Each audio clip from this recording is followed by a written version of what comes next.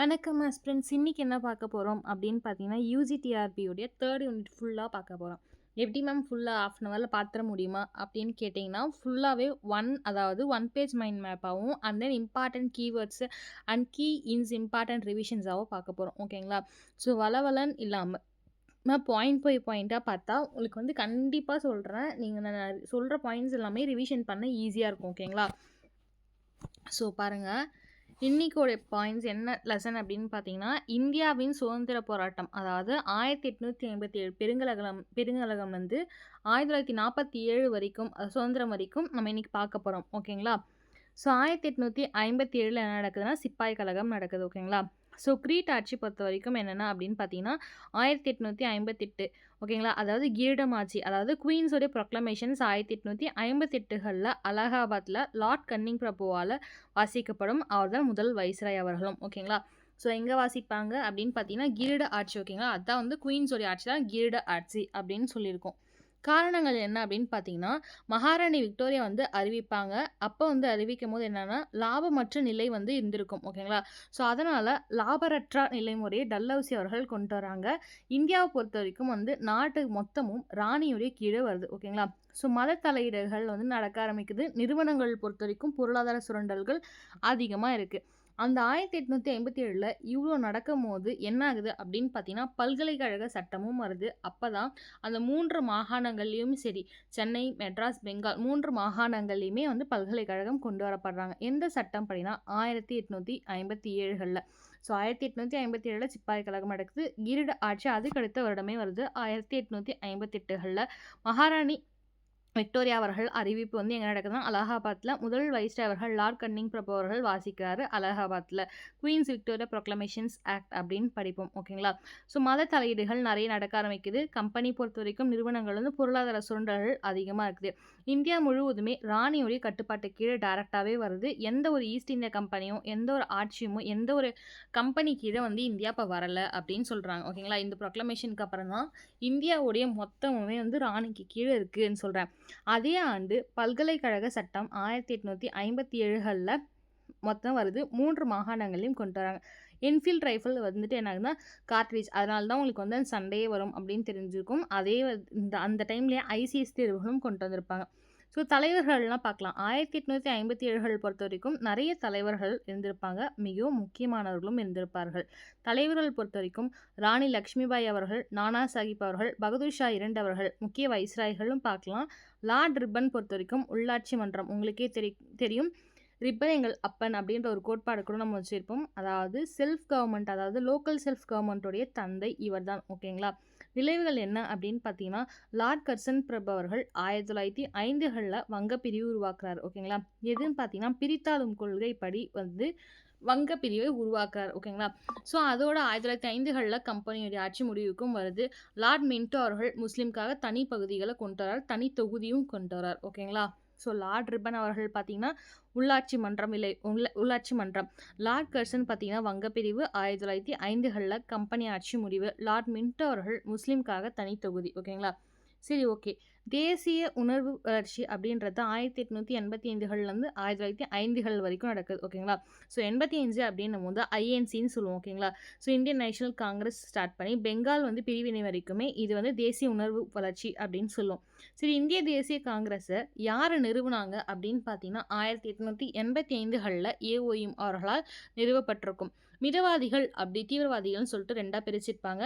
அந்த மிதவாதிகளுடைய தாக்கம் எப்போ இருக்கும்னா, நான் ஆல்ரெடி ஐஎன்சி மாடுகள் நடத்தும் போதே சொல்லியிருப்பேன். முதல்ல மிதவாதிகள், அப்புறம் தீவிரவாதிகள் வருவாங்க. இந்த பெங்காலுடைய இந்த கர்சன் அவர்கள் இருக்கார் பார்த்தீங்களா, அந்த கர்சன் வந்துட்டு பெங்காலை பிரித்தாளும் கொள்கையை யூஸ் பண்ணி பிரிக்கிற வரைக்கும் மிதவாதிகள் இருப்பாங்க. பிரித்ததுக்கு அப்புறமேட்டுக்கா தீவிரவாதிகள் வருவாங்க ஐஎன்சியில். ஓகேங்களா? ஸோ இப்போ மிதவாதிகள் பொறுத்த வரைக்கும் யார் அப்படின்னு பார்த்தீங்கன்னா, கோகுலே அவர்கள், தாதாபாய் நவ்ரோஜி அவர்கள், இவர்கள்லாம் மிதவாதிகள். இந்த தாதாபாய் நவ்ரோஜி அவர்கள் தான் முதுபெரும் மனிதர் அப்படின்னு சொல்லுவாங்க. Grand old man of India அப்படின்னு சொல்லுவாங்க. ஓகேங்களா? இவர் தான் ட்ரைன் தியரி அப்படின்னு சொல்லிட்டு ஒரு புக் எழுதியிருப்பாரு. அந்த புக்கோடைய ஃபுல் பேர் வேறு. ஆனால் இந்த கோட்பாடை வந்து ட்ரைன் தியரின்னு சொல்லுவாங்க. இந்த புக்கில் தான் அதாவது தாதாபாய் நௌரோஜியோடைய ட்ரைன் தியரி. அந்த தியரியில என்ன சொல்லியிருப்பாங்கன்னா, மக்கள் மிகவும் பசியால் வாடிக்கொண்டிருந்தார்கள். அப்போ வந்துட்டு ஒரு ஒரு பிக்சர் மாரி இருக்கும் அந்த புக்ல. அப்போ வந்து ஒரு கழுதை, ஒரு ஓணான் மாரி ஒரு உருவம் வரும்.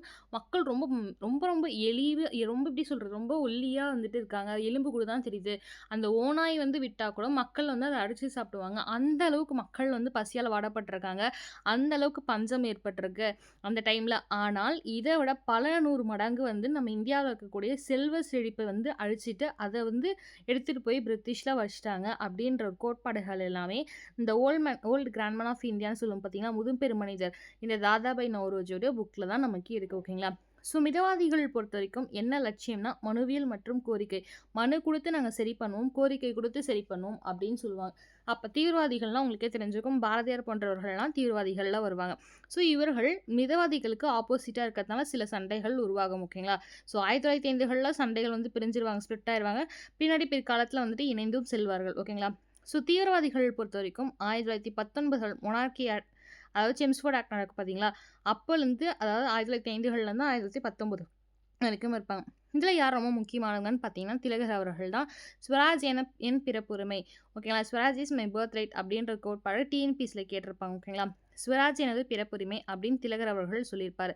சுதேசி புறக்கணிப்பு இதுதான் வந்து முக்கியமா வச்சுட்ருப்பாங்க. ஓகேங்களா?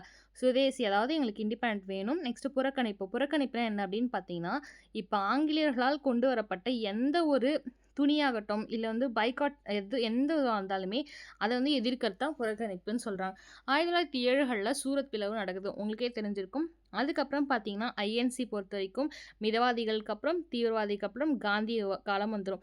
எப்ப அப்படின்னு பார்த்தீங்கன்னா, 1919கள்லேருந்து 1947கள் வரைக்கும். காரணம் ஏன் உள்ள வராங்கன்னா, ஜாலியன்வாலா பாக் ட்ராஜடி நடக்குது. அப்ப ரவீந்திரநாத் தாகூர் போன்ற சிலர் வந்து பட்டங்கள் வந்து துரத்தி என்ன பண்றாங்க, ஆங்கிலேயர்கிட்ட குடுத்துருவாங்க. எங்களுக்கு இந்த பட்டங்கள் வேண்டாம். எங்க மக்கள நீங்க இவ்ளோ கஷ்டப்படுத்துறீங்க அப்படின்னு சொல்லிட்டு டயர் அவர்கள் தான் அந்த ஜாலியன்வாலா பாக் ட்ராஜடில உள்ள வந்துட்டு பெரிய ஹெட்டா இருப்பாரு. ஓகேங்களா? ஸோ வந்து 1919கள் நடக்குது. இயக்கங்கள் பார்த்தீங்கன்னா வந்து அசையாமை இயக்கம் அப்படின்னு சொல்லுவாங்க. ஓகேங்களா? அதாவது அசையாமைன்றது உங்களுக்கு ஷார்ட் ஃபார்ம்ல குடுத்துருப்பாங்க. நான் கோஆப்பரேஷன் ஆக்டாக தான் வந்துட்டு அதான் சொல்லுவாங்க அசையாமை இயக்கம்னு சொல்றோம். முடிவு அப்படின்னு பார்த்தீங்கன்னா, சௌரி சௌரா இயக்கம். ஏன் சௌரி சௌரா இயக்கம் முடிவு அப்படின்னு பார்த்தீங்கன்னா, யூபி உத்தராஞ்சல் சைட்ல வந்து போலீஸ் ஸ்டேஷன எரிச்சிருவாங்க. காந்தி அவர்கள் என்ன சொல்லியிருப்பாரு அப்படின்னு பார்த்தீங்கன்னா, நம்ம ஒரு போராட்டம் ஈடுபடுறோம்னா, வயலன்ஸ்ல வந்து ஈடுபடக்கூடாது. நான் வயலன்ஸ் அகிம்சால தான் ஈடுபடணும் அப்படின்னு சொல்லியிருப்பாங்க. அதையும் மீறி நான் கோஆப்பரேஷன் மூவ்மெண்ட்ல வந்துட்டு 1922கள்ல சௌரி சௌரா வந்து அதாவது அந்த இடத்துல வந்துட்டு போலீஸ் ஸ்டேஷன் எரிச்சிருவாங்க. அதனால அந்த நான் கோஆப்பரேஷன் மூவ்மெண்ட்டும் கைவிடப்படும். 2வது விஷயம் உப்பு சத்தியாகிரகம் நடக்கும். அத தண்டி யாத்திரைன்னு சொல்வார்கள். காந்தி அவர்கள் வந்து அவருடைய ஆசிரமத்திலருந்து உப்பு அள்ளுறதுக்காக போவாரு. ஓகேங்களா? பல மைல் தூரங்கள் நடந்து போவாரு. 1930கள்ல. குடியுரிமை மீறல் இயக்கம் உங்களுக்கே தெரிஞ்சிருக்கும். நெக்ஸ்ட் விட்டு விலகு இயக்கம் அப்படின்றது 1942ல நடக்கும்.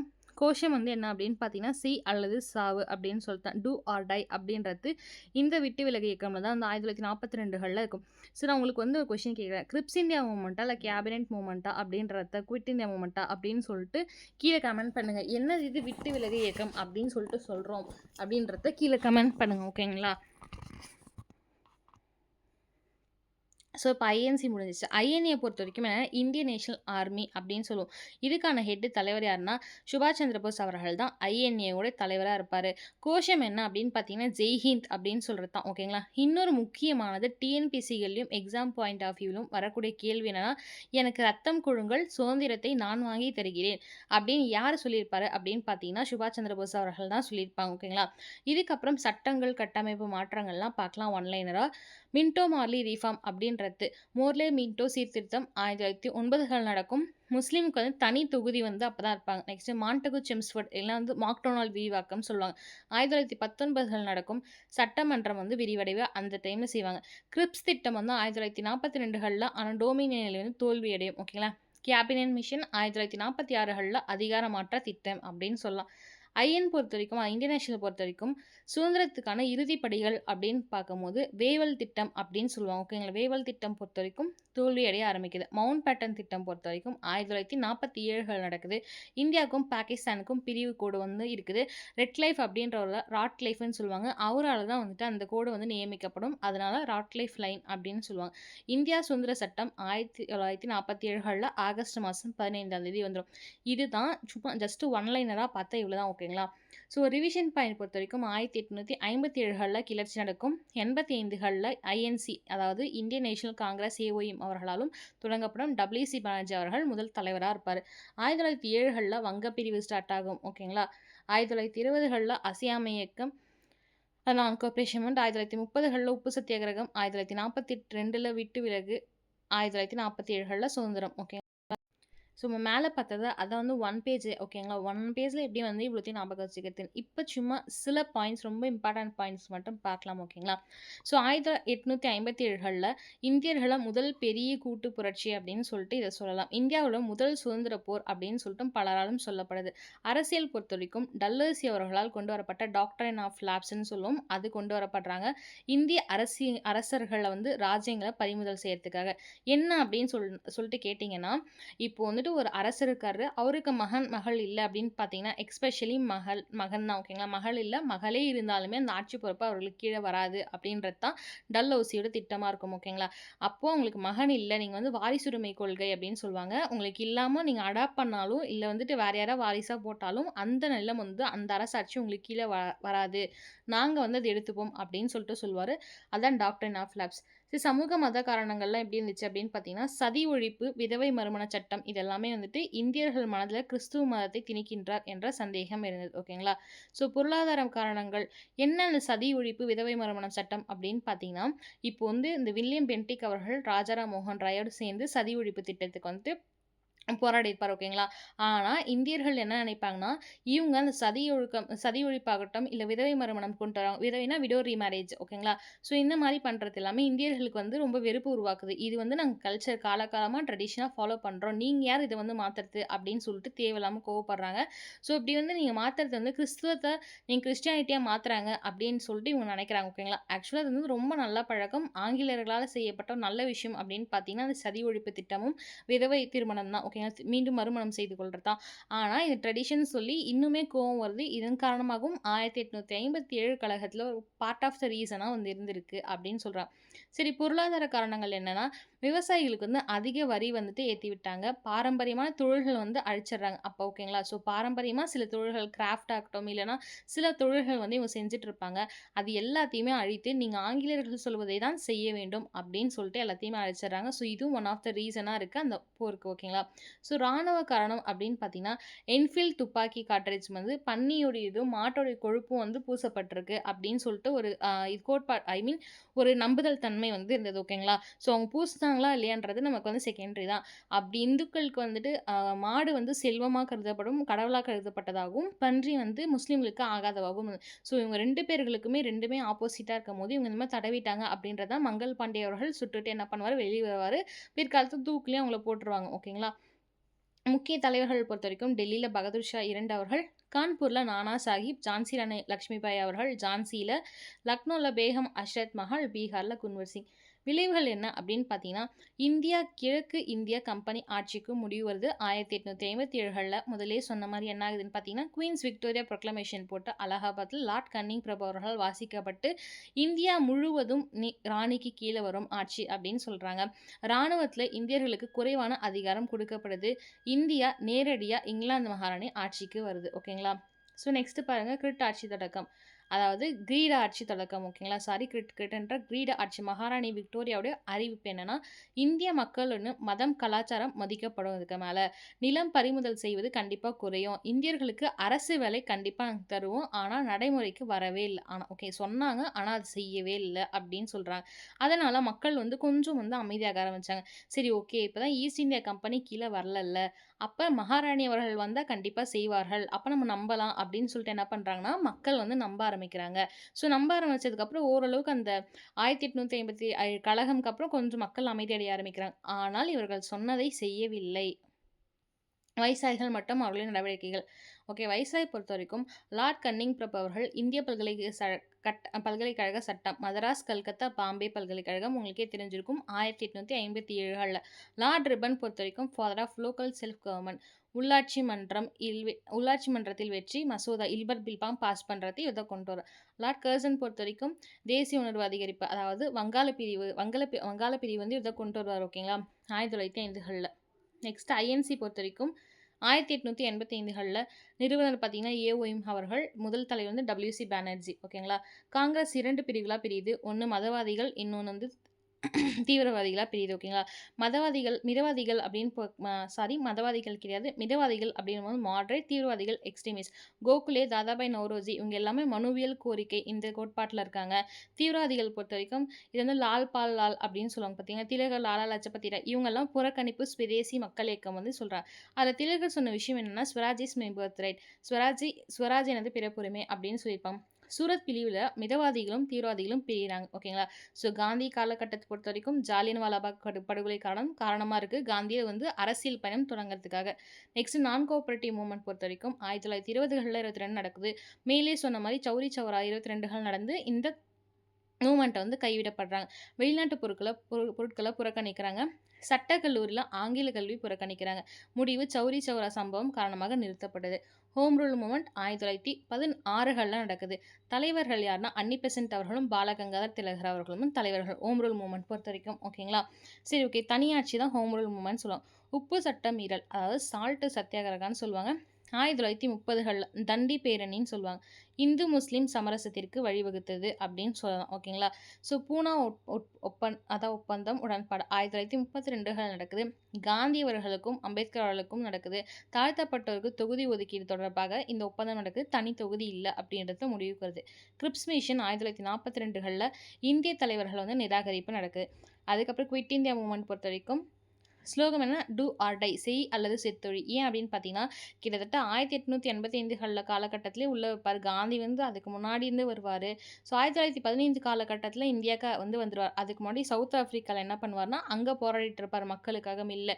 அதுக்கப்புறம் அகமதாபாத் மில் ஆகட்டும், அதுக்கப்புறம் வந்து சௌரி சௌரா ஆக்ட் ஆகட்டும், நான் கோஆபரேஷன் ஆகட்டும், நல்லா போராடிட்டு வந்துட்டு இந்த 1942 காலகட்டத்தில் நான் அமைதியாக இருந்தது போதும், இதுக்கு மேலே வந்து செய் அல்லது செத்தொழி அப்படின்ற மாதிரி ஓரளவுக்கு வந்து கொஞ்சம் வயலன்ஸ்க்கு வராரு. ஓகேங்களா.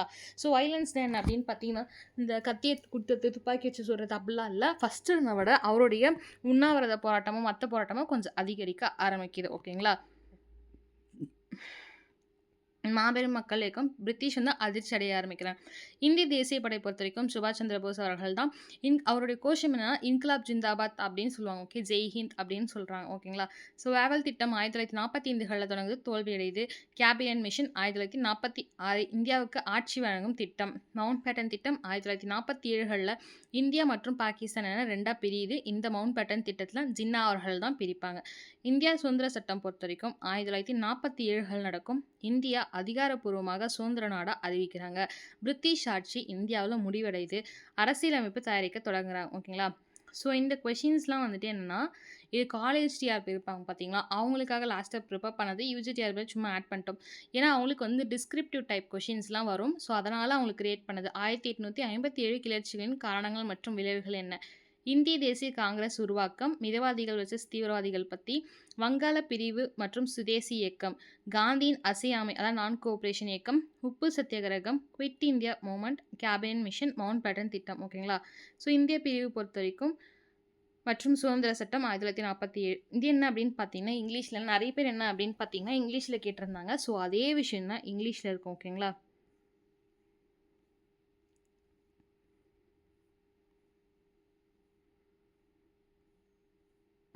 அவங்க சும்மா ஸ்க்ரோல் பண்ணி காமிக்கிறேன்.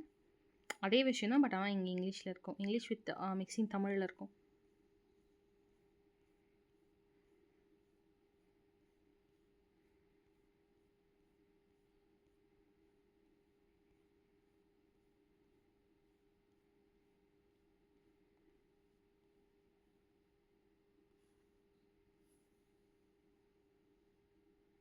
ஸோ அவ்வளோதாங்க. ஆக்சுவலி தேர்ட் யூனிட் வந்து உங்களுக்கு வந்து தேர்ட் யூனிட்டில் சில கொஷின்ஸ் வந்து உங்களுக்கு இப்போ சொல்கிறேன். சும்மா நோட் பண்ணிக்கோங்க இம்பார்ட்டன்ட் கொஷின்ஸ் எல்லாமே. ஸோ இது வந்து பார்ட் 2. ஆக்சுவலி யூஜிடிஆர்பியோட எங்கள் கிளாஸ் இருக்குது பார்த்தீங்களா, அவங்களுக்கு சென்ட் பண்ண இது questions online test series questions தான். யூனிட் 3ல பார்ட் 2. ஓகேங்களா. வெட்னஸ்டே இருந்தது. இந்த கொஷின்ஸ் 50 கொஷின்ஸ் பார்க்கலாம். தன்னாட்சி இயக்கத்தை ஹோம் ரூல் லீக் முதலில் தொடங்கியவர் யார் பார்த்தீங்கன்னா, பாலகங்காதர் திலகர். எங்கே, எந்த இயரில், எப்போ, எந்த மந்தில் அப்படின்ற கேள்வி கேட்டால் 1916களில் ஏப்ரல் மாதம் பெல்காமில் தொடங்குறாரு. 2வது கேள்வி, அதே வருஷம் தான் தொடங்குறாங்க. அன்னி பெசன்ட் அவர்கள் அடையார்ல தொடங்குறாங்க. ஓகேங்களா? பாலகங்காதர் பெல்காம். ஓகே அப்படி ஞாபகம் வச்சுக்கோங்க. பாப்பா வரிசையில வருதுங்களா? ஏப்ரல் மாசம் தொடங்குறாங்க. செப்டம்பர் மாசம் அடையார்ல அன்னி பெசன்ட் ஓகேவா? செப்டம்பர்ல தொடங்குறாங்க. திலகர் தன்னாட்சி இயக்கத்த பரப்புரைக்கும் பயன்படுத்திய பத்திரிகைகள் யானா மராத்தா கேசரி. உங்களுக்கே தெரியும் திலகர் அவர்கள் மராத்தா கேசரி அப்படின்னு சொல்லிட்டு. 1917ல அன்னி பெசன்ட் அம்மையார் கைது செய்யப்பட்டதை தொடர்ந்து தன்னாட்சி இயக்கத்தின் சார்பில் பதவி விலகிய மிதவாத தலைவர் யார்? நல்லா பாருங்க. 1917ல அந்த அன்னி பெசன்ட் அம்மையார வந்து கைது செஞ்சுறாங்க. எதுக்கு அப்படின்னு பார்த்தீங்கன்னா, அந்த ஹோம் ரூல் மூவ்மெண்ட் வந்து நடத்துறதுக்காக. கைது செய்யப்பட்டதுக்கப்புறம், அங்கருந்து ஒரு மிதவாத தலைவர் வந்து என்ன பண்றாங்கன்னா, அவருடைய சார்புல பதவி விலகுறார். ஓகேங்களா? அவர் யாருன்னா சுப்பிரமணிய ஐயர் அவர்கள் தான். ஓகேங்களா? ஸோ சிவில் டிசோபீடியன்ஸ் மூவ்மெண்ட் 1930கள்ல கேள்வி, சட்ட மறுப்பு இயக்கம். மகாத்மா காந்தி சட்ட மறுப்பு இயக்கத்தை தொடங்க அடித்தளமிட்டு தீர்மானம் நிறைவேற்றப்பட்ட காங்கிரஸ் மாநாடு எதுனா லாகூர் மாநாடு. எந்த வருஷம்னா 1929. அந்த மாநாட்டில் தான் சிவில் டிசோபீடியன்ஸ் மூவ்மெண்ட் வந்து ஸ்டார்ட் பண்ணலாம். ஸோ 29ல் மாநாடு ஸ்டார்ட் பண்ணலாம்னு சொல்கிறாங்க. 30 ஸ்டார்ட் பண்ணிடுறாங்க. ஓகேங்களா? 60களில் 6 சட்ட மறுப்பு இயக்கத்தின் போது காந்தியடிகள் எத்தனை கோரிக்கைகள் வைசாய் இர்வின் பிரபுவிடம் முன்வைத்தன? 11 கோரிக்கைகள். ஓகேங்களா? ஸோ சட்ட மறுப்பு இயக்கத்தப்ப நான் கோஆப்ரேஷன் மூவ்மெண்ட் அப்போ ஒரு நிமிஷங்க. சிவில் டிசோபீடியன்ஸ் நான் கோஆப்ரேஷன் தப்பாக சொல்லிட்டேன். சிவில் டிசோபீடியன்ஸ் மூவ்மெண்ட் அப்போ என்ன பண்ணுறாங்கன்னா, காந்தி வந்து இர்வின் இருக்கார் பார்த்தீங்களா? அந்த இர்வின் பிரபு கிட்ட வந்துட்டு எனக்கு ஒரு 11 கோரிக்கைகள் இருக்குது. அந்த கோரிக்கையை நீங்கள் நிறைவேற்றி தரணும்னு சொல்லிட்டு முன்வைக்கிறாங்க. சட்ட மறுப்பு இயக்கத்தின் ஒரு பகுதியாக காந்தியடிகள் தண்டி யாத்திரை எப்போது தொடங்கினார் அப்படின்றத கேள்வி. ஓகேங்களா? ஸோ மார்ச் மாதம் 12ஆம் தேதி 1930களில். 8வது கேள்வி, வடமேற்கு எல்லை மாகாணங்களில் சட்ட மறுப்பு இயக்கத்தை வழிநடத்தியவை யாருன்னா கான் அப்துல் காபர் கான். எங்க வடமேற்கு பொறுத்த வரைக்கும் சிவில் டிசோபீடியன்ஸ் மூவ்மெண்ட்டை வந்துட்டு யார் வந்துட்டு வழி நடத்துகிறாங்கன்னா கான் அப்துல் காபர் கான் அவர்கள் தான். ஸோ காந்தி இர்வின் பேக்ட் எப்போ நடக்குதுன்னா மார்ச் மாதம் 5ஆம் தேதி 1931களில் நடக்குது. ஓகேங்களா? ஏன்னா செகண்ட் ரவுண்ட் டேபிள் கான்ஃபரன்ஸில் காந்தி கலந்துப்பார். முதல்லையும் 3ஆவதுலையும் கலந்துக்க மாட்டார். அம்பேத்கர் அவர்கள் தான் கலந்துப்பார் 3த்துலேயுமே. ஓகேங்களா? ஸோ அதுக்கு அடுத்த டாபிக் பூனா ஒப்பந்தம் 1932களில். ஸோ பூனா ஒப்பந்தம் பொறுத்த வரைக்கும் காந்திக்கும் அதுக்கப்புறம் அம்பேத்கருக்கும் நடக்கக்கூடிய ஒப்பந்தம் தான் பூனா பேக்ட்னு சொல்லுவாங்க. வட்டமேசை மாநாட்டில் ரவுண்ட் டேபிள் கான்ஃபரன்ஸில் வகுப்புவாத விருதை கம்யூனல் அவார்ட்னு சொல்லுவாங்க அறிவித்த பிரிட்டிஷ் பிரதமர் யாருன்னா ராம்சே மெக்டொனால்ட் அவர்கள். யார்? ராம்சே மெக்டொனால்ட் அவர்கள் தான் ரவுண்ட் டேபிள் கான்ஃபரன்ஸில் கம்யூனல் அவார்ட் பற்றி அறிவிச்சிருப்பார். ஓகேங்களா? அந்த பிரதமர் பேர் என்னன்னு கேட்டாங்கன்னா ராம்சே மெக்டொனால்ட் அவர்கள். 11வது கேள்வி, வகுப்புவாத விருதை எதிர்த்து காந்தியடிகள் சாகும் வரை உண்ணாவிரதத்தை மேற்கொண்ட சிறைச்சாலை எதுன்னா ஏர்வாடா சிறைச்சாலை. எதுக்கு? வகுப்புவாதம். ஓகேங்களா? ஸோ வகுப்புவாத கம்யூனல் அவார்ட் பற்றி காந்தியடிகள் என்ன பண்ணுறாருன்னா சாகும் வரை நான் உண்ணாவிரதம் இருக்கேன் அப்படின்னு சொல்லிட்டு மேற்கொள்கிறாரு சிறைச்சாலை. எந்த சிறைச்சாலையில் எதுக்காகனா கம்யூனல் அவார்டுக்காக சிறைச்சாலை ஏர்வாடா சிறைச்சாலை. 12வது கேள்வி, பூனா ஒப்பந்தம் யாருக்கிடையே கையெழுத்தானது? காந்திக்கும் அம்பேத்கருக்கும். ஓகேங்களா? ஸோ பூனா ஒப்பந்தத்தில் ஒடுக்கப்பட்ட வகுப்பினர் அதாவது டிப்ரெஸ்ட் கிளாஸ்ன்னு சொல்லுவாங்க. மத்திய சட்டசபையில் ஒடுக்கப்பட்ட இடங்களோட எண்ணிக்கை எவ்வளவா இருந்துச்சுன்னு பார்த்தீங்கன்னா 18 மாநில சட்டசபையில் 147 இருந்துச்சு. ஓகேங்களா? ஸோ வந்து மத்தியில் பார்த்தீங்கன்னா 18, மாநிலத்தை பார்த்தீங்கன்னா 147. ஸோ வெள்ளையனே வெளியேறு இயக்கம் குயிட் இந்தியா மூவ்மெண்ட் 1942களில். டூ ஆர் டை என்ற முழக்கத்தை காந்தியடிகள் எந்த இயக்கத்தின் போது வழங்கினார் அப்படின்னு பார்த்தீங்கன்னா வெள்ளையனே வெளியேறு இயக்கத்தில் போது தான் 1942களில் சொல்கிறாரு. செய் அல்லது செத்துழின்னு சொல்லிட்டு. செத்துமடி இல்லை செத்துழி. 15வது கேள்வி, வெள்ளையனே வெளியேறு தீர்மானம் எப்போது நிறைவேற்றப்பட்டதுன்னா ஆகஸ்ட் மாதம் 8ஆம் தேதி 1942களில் பம்பாயில் இப்போ இருக்க தற்போதைய மும்பையில் நிறைவேற்றப்பட்டது. ஓகேங்களா? வெள்ளையனே வெளியேறு தீர்மானம் எப்போ? ஆகஸ்ட் 8. ஓகேங்களா? ஸோ 16வது கேள்வி, வெள்ளையனே வெளியேறு இயக்கத்தின் போது உருவாக்கப்பட்ட புகழ்பெற்ற இணை அரசாங்கம் அதாவது பேரல் கவர்மெண்ட்னு சொல்லுவாங்க ஆங்கிலத்தில் எங்கு நிறுவப்பட்டது அப்படின்னு பார்த்தீங்கன்னா சத்தாரா. இப்போ மகாராஷ்டிரா பார்த்தீங்கன்னா மகாராஷ்டிரா கூட சத்தாரா அப்படின்ற இடத்துல தான் நிறுவப்பட்டது. மிக நீண்ட காலமாக நீடிச்சதாமா இந்த சத்தாரா இந்த பேரலோடைய இது கவர்மெண்ட்டோடது. ஓகேங்களா? ஸோ பேரல் கவர்மெண்ட் வந்தாலே சத்தாரா. சப்போஸ் சத்தாராலாம் மகாராஷ்டிரா. ஓகேங்களா? 17வது கேள்வி, வெள்ளையனே வெளியேறு இயக்கத்தின் போது இந்திய தேசிய காங்கிரஸ் தலைவர்கள் அனைவரும் கைது செய்யப்பட்டு நடவடிக்கை எவ்வாறு அழைக்கப்படுகிறாங்கன்னா ஆப்ரேஷன் ஜீரோ ஹவர். ஓகேங்களா? ஸோ வந்துட்டு இந்த குவிட் இந்தியா மூவ்மெண்ட் 1942கள் நடக்குது. அந்த டைமில் அதில் கலந்துக்கிட்ட காங்கிரஸ் தலைவர்கள் இந்திய தேசிய காங்கிரஸ் தலைவர்களை கைது செய்கிறாங்க. அந்த நடவடிக்கை வந்து பேர் என்ன அப்படின்னு கேட்டாங்கன்னா ஆப்ரேஷன் ஜீரோ ஹவர். என்ன ஆப்ரேஷன் ஜீரோ ஹவர் அப்படின்றது தான். நெக்ஸ்ட் இந்திய தேசிய ஐஎன்ஏ பற்றி பார்க்கலாம். இந்தியன் நேஷனல் ஆர்மி பற்றி. இந்திய தேசிய ராணுவத்தை அமைக்கும் யோசனை முதலில் முன்வைத்தவர் யாரும் உங்களுக்கே தெரிஞ்சிருக்கும். மோகன் சிங் அவர்கள் 1942களில். இந்த கேள்வி 2022லயோ 23லயோ குரூப் 1 ஆர் 2ல வந்துச்சு. ஓகேங்களா? எல்லாமே இந்த இடத்துல சுபாஷ் சந்திர போஸ்ன்னு போட்டாங்க. ஆன்சர் தப்பு. மோகன் சிங் அவர்கள் இந்த எப்போ குவிட் இந்த மூமெண்ட்டோட இயர் ஞாபகம் வச்சுக்கோங்க. 1942களில் அவர் தான் ஃபஸ்ட்டு முன்மொழிவார். 19வது கேள்வி, சுபாஷ் சந்திர போஸ் இந்திய தேசிய இராணுவ தலைமையை பொறுப்பேற்ற ஆண்டு எதுனா? 43. 42ல் மோகன் சிங் அவர்கள் சொல்கிறாரு. 43ல் சுபாஷ் சந்திர போஸ் அவர்கள் சிங்கப்பூரில் பங்கேற்று அந்த பொறுப்பை ஏற்றுக்கிறார், தலைமை பொறுப்பை. 20வது கேள்வி, சுபாஷ் சந்திர போஸ் அமைத்த தற்காலிக இந்திய அரசாங்கத்தின் provisional government of free India தலைமையிடம் என்ன? சிங்கப்பூர். இந்தியன் நேஷனல் ராணுவம் பொறுத்த வரைக்கும் மகளிர் படைப்பிரிவு எவ்வாறு அழைக்கப்பட்டனா? ஜான்சி ராணி ரெஜிமெண்ட் அப்படின்னு அழைக்கிறாங்க. ஓகேங்களா? நெக்ஸ்ட்டு ஐஎன்ஏ ட்ரையல்ஸ், இந்திய தேசிய இராணுவத்தின் விசாரணைகள், அதாவது ஐஎன்ஏ ட்ரையல்ஸ் எங்கு நடந்தன அப்படின்னு பார்த்தீங்கன்னா டெல்லியில், செங்கோட்டையில் 1945களில் நடக்குது. ஓகேங்களா? ஸோ நெக்ஸ்ட்டு பார்த்தீங்கன்னா கான்ஸ்டியூஷனல் டெவலப்மெண்ட் 1773 முதல் 1935 வரைக்கும் ரெகுலேட்டிங் ஆக்டில் ஸ்டார்ட் பண்ணி அது 1935 ஆக்ட் வரைக்கும். ஓகேங்களா? இந்தியாவின் உச்சநீதிமன்றத்தின் நிறுவ வழிவகுத்த சட்டம் எதுன்னா? ஒழுங்குமுறை சட்டம். கல்கத்தாவில் 1874களில் நிறைவேற்றப்பட்டது. இந்த சட்டம் மூலிமா தான் உயர்நீதிமன்றம். கவர்னர் ஜெனரலின் நிர்வாக மற்றும் சட்டமன்ற செயல்பாடுகளை பிரித்த முதல் சட்டம் எது அப்படின்னு பார்த்தீங்கன்னா பட்டய சட்டம் 1850. கவர்னர் ஜெனரலுடைய நிர்வாகத்தையும் சட்டமன்றத்துடைய செயல்பாடுகளையும் பிரிக்குது. ஓகேங்களா? அந்த பிரித்த சட்டம் என்ன சட்டம்னா பட்டய சட்டம் 1853. இந்தியாவின் மகா சாசனம், அதாவது மேக்னா கார்த்தா ஆஃப் இந்தியான்னு சொல்லுவாங்க, என்று அழைக்கப்படும் சட்டம் எது அப்படின்னு பார்த்தீங்கன்னா 1935வது சட்டம். உங்களுக்கே தெரிஞ்சிருக்கும். 1858வது சட்டம், அதாவது குயின்ஸ் ஆஃப் ப்ரொக்ளமேஷன் தான் மேக்னா கார்த்தா சட்டம் அப்படின்னு சொல்லுவாங்க. முஸ்லீம்களுக்கு தனித்தொகுதி, மின்டோ மார்லி சீர்திருத்தம், செப்பரேட் எலக்ட்ரேட் வந்தாவே 1909, டயர்ச்சின்னு வந்தாவே நான் பேர் சொல்லியிருக்கேன், டைனர் 2 வரும்னு சொல்லிட்டு. ப்ரொவிஷனல் அட்டானமி 1935களில் உங்களுக்கு நடத்தும் போதே சொல்லியிருப்பேன். ஸோ திருப்பி பார்க்கணுன்ற அவசியம் இல்லை. இந்திய அரசாங்க சட்டம் 1935 மூலம் மத்திய அளவில் அறிமுகப்படுத்தப்பட்ட அம்சம் என்ன? இரட்டையாட்சி. ஸோ நெக்ஸ்ட் கிரிப்ஸ் தூதுக்குழு. கிரிப்ஸ் தூதுக்குழுவின் தலைவர் யாருன்னா சர் ஸ்டாஃபர்ட் கிரிப்ஸ் அவர்கள் தான். போஸ்ட் டேட்டட் செக், இந்த வாசகம் ஆல்ரெடி டிஎன்பிஎஸ்சியில் கேட்கப்பட்ட ஒரு கேள்வி. கிரிப்ஸ் திட்டத்தை தோல்வியடைந்தது வங்கியின் காலாவதியான காசோலை, post dated cheque of failing bank அப்படின்னு சொல்லிட்டு யார் சொல்லியிருப்பாங்கன்னா மகாத்மா காந்தி அவர்கள் சொல்லியிருப்பார். அதுக்கடுத்தது வேவல் திட்டம் பற்றியும் சிம்லா மாநாடு பற்றியும் கேள்விகள் பார்க்கலாம். 1945கள் நடக்கும். வேவல் திட்டம் அறிவிக்கப்பட்ட ஆண்டு 1945களில் ஜூன் மாதம் 14வது நாள். ஓகேங்களா? 2 வீக்ஸ்க்கு ஞாபகம் வச்சுக்கோங்க.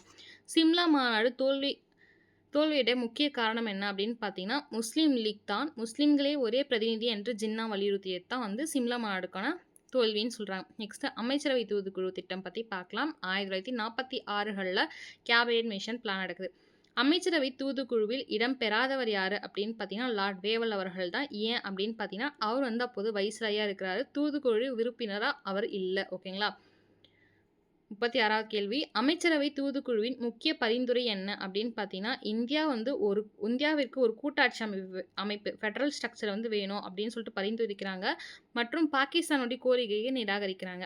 37வது கேள்வி, அமைச்சரவை தூதுக்குழு திட்டத்தின் கீழ் இடைக்கால அரசாங்கத்தை, அதாவது இன்டரிம் கவர்மெண்ட் சொல்லுவாங்க, அமைத்தவர் யாருன்னா உங்களுக்கு தெரியும், ஜவஹர்லால் நேரு அவர்கள். வைஸ்ராய் நிர்வாகி கவுன்சிலின் துணைத் தலைவராகவும் இருந்தவர். மவுண்ட் பேட்டன் திட்டமோட கேள்விகள்.